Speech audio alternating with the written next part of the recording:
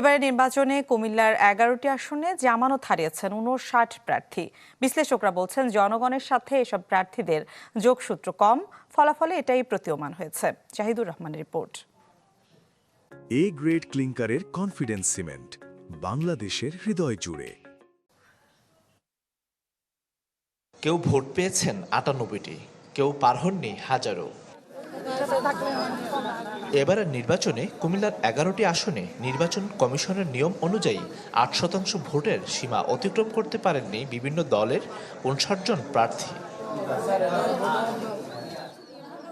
এর মধ্যে কুমিল্লা 5 আসনে প্রার্থী ছিল সবচেয়ে বেশি। সেখানে বিএনপি ও জামাত প্রার্থী ছাড়া জামানত হারিয়েছেন 8 রাজনৈতিক দলের প্রার্থীরা। এসব প্রার্থীদের কেউই 8% ভোটই পাননি, ফলে জামানত হারাতে হচ্ছে তাদের। যদিও বিএনপি ও জামাতের সব প্রার্থী জামানত ফিরে পাচ্ছেন। সব মিলে 83 জন প্রার্থীর মধ্যে আমরা 59 জন প্রার্থীকে লক্ষ্য করছি যে তারা কাঙ্ক্ষিত তাদের যে 8% ভোট ওই আসনগুলোর বিপরীতে তারা পাননি, যার কারণে তাদের এই জামানতটা বাজেয়াপ্ত করা হয়েছে। রাজনৈতিক বিশ্লেষকরা মনে করছেন প্রার্থীর জনপ্রিয়তা ভোটারের মন জয় করতে ব্যর্থ, যার কারণে মেলেনি কাঙ্ক্ষিত ভোট।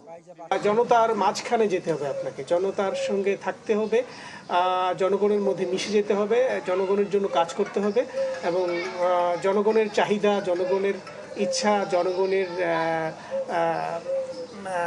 যে রাজনীতিকে কেন্দ্র করে জনগণের যে আকাঙ্ক্ষা আছে সেটিকে ধারণ করতে হবে। শুনতে পেয়েছি 51টি রাজনৈতিক দল এখানটার নির্বাচনে অংশগ্রহণ করেছে।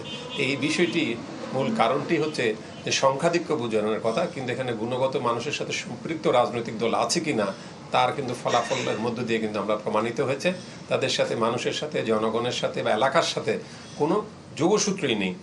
ত্রয়োদশ জাতীয় সংসদ নির্বাচনে কুমিল্লায় 11টি আসনের মধ্যে 8টিতে বিজয়ী হয়েছে বিএনপি। 1টি করে আসনে জয় পেয়েছে জামাত, এনসিপি ও একজন স্বতন্ত্র প্রার্থী। জাহিদুর রহমান, চ্যানেল 24, কুমিল্লা।